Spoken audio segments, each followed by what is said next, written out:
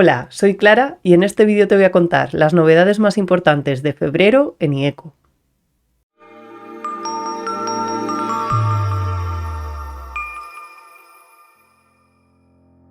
Ya puedes especificar la base de datos meteorológica de tus proyectos.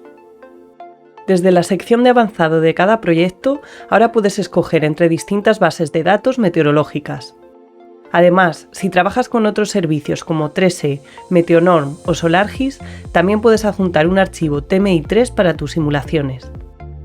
Ahora puedes utilizar imágenes aéreas personalizadas. Si necesitas utilizar una imagen aérea de mayor calidad o más actualizada, o si estás trabajando con una cubierta que todavía está en construcción, puedes seleccionar la opción de imagen personalizada y subir la imagen con la que quieras trabajar. Ya puedes definir distancias exactas y márgenes de seguridad en tus diseños. Al dibujar un nuevo perímetro, ahora puedes indicar la distancia exacta que quieras utilizar para ese segmento. Simplemente indica con el teclado el valor numérico de la distancia, en metros, para fijar un valor concreto. Además, al seleccionar superficies con módulos, ahora podrás utilizar el parámetro de margen interior para definir con exactitud la distancia de seguridad con respecto a los límites de la superficie.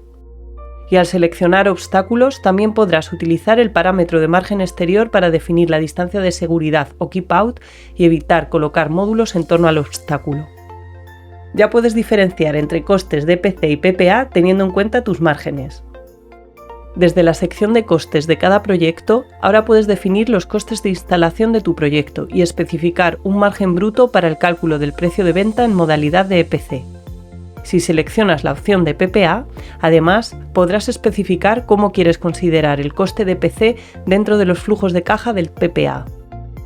Y por supuesto, como siempre, hemos actualizado nuestras bases de datos de componentes con las novedades de las principales marcas. Hasta aquí las novedades de febrero. Suscríbete a nuestro canal y no te pierdas las novedades que tenemos preparadas para el próximo mes.